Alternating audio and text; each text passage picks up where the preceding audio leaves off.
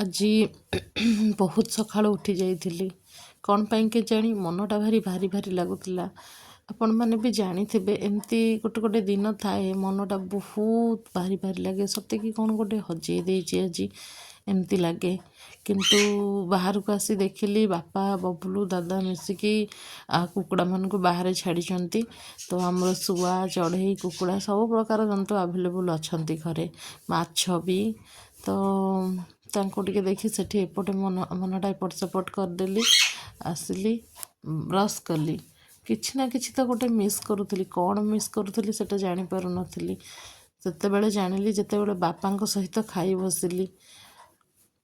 ଭାବିଲି ପ୍ରଭୁ, ମାନେ ଯେତେବେଳେ ପୂର୍ବେ ମୁଁ ଯେତେବେଳେ ବାହା ହେଇନଥିଲି, ଛୋଟ ଥିଲୁ, ଏମିତି ଛାତ ଉପରେ, ଛୋଟ କାହିଁକି ବହୁତ ବଡ଼ ହେବା ଯାଏ, ଯେତେବେଳେ ଲାଇଫ୍ ଏତେ ବିଜି ସ୍କେଡ୍ୟୁଲ୍ ଦେଇ ଯାଉନଥିଲା, ସବୁ ଜିନିଷ ନର୍ମାଲ୍ ଡେଜ୍ ଥିଲା, ମାନେ ଏତେ କମ୍ପିଟିସନ୍ ନଥିଲା ଲାଇଫ୍ରେ, ଲୋକ ଏତେ ଧାଉନଥିଲେ ପଇସା ପଛରେ, ସବୁ ଜିନିଷ ବହୁତ ଭଲ ଥିଲା। ସେତେବେଳେ ଆମେ ସବୁ ଏମିତି ଏକାଠି ବସି ଟାଇମ୍ ସ୍ପେଣ୍ଡ କରୁଥିଲୁ, ଛାତ ଉପରେ ଆସି ଖାଉଥିଲୁ। ଦିନ ଗୁଡ଼ାକ ବହୁତ ଛାତ ଉପରେ ବି ଆସିକି ଶୋଇପଡ଼ୁ। ଖରାଦିନେ ଦିନ ଗୁଡ଼ାକ ବହୁତ ଭଲରେ ଯାଏ। ସମସ୍ତଙ୍କ ପାଖେ ସମୟ ଥାଏ।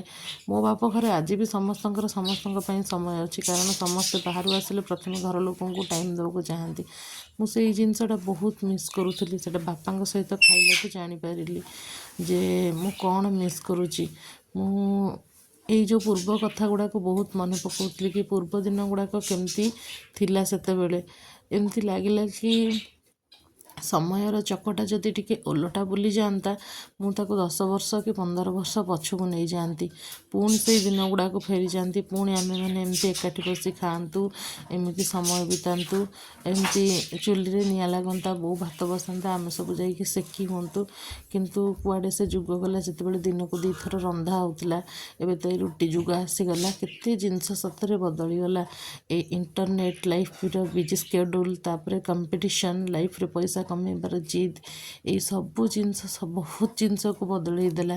ବହୁତ ଜିନିଷ ଲୋକ ପଛରେ ଛାଡ଼ି ଆସିଲେ। ଆତ୍ମୀୟତା, ଏବେ ତ ଲୋକ ସ୍ୱାର୍ଥପର ବି ହେଇଗଲେଣି। କିଛି ଜଣା ହିଁ ପଡ଼ୁନି କିଏ କେତେବେଳେ କାହାକୁ ସମୟ ଦେଉଛି। କିନ୍ତୁ ବାହାରେ ସମୟ ବିତେଇବାକୁ ଲୋକଙ୍କ ପାଖେ ସମୟ ଥାଏ, କିନ୍ତୁ ନିଜ ଲୋକଙ୍କ ପାଖେ ଲୋକ କହନ୍ତି ଯେ ଆମ ପାଖେ ସମୟ ନାହିଁ। କିନ୍ତୁ ମୁଁ ଘରୁ ଗୋଟେ କଥା ଶିଖିଛି ଯେ ଆମ ଘରେ ସମସ୍ତେ ସମସ୍ତଙ୍କୁ ସମୟ ଦେବାକୁ ପ୍ରସ୍ତୁତ ଥାନ୍ତି। ଆମ ଘର ଲୋକ ସବୁବେଳେ ଘରେ ହିଁ ସମୟ ବିତାନ୍ତି। ସମୟର ଚକଟା ପୁଣି ଓଲଟା ବୁଲି ଯାଆନ୍ତାନି, ମୁଁ ଟିକେ ପଛକୁ ଫେରି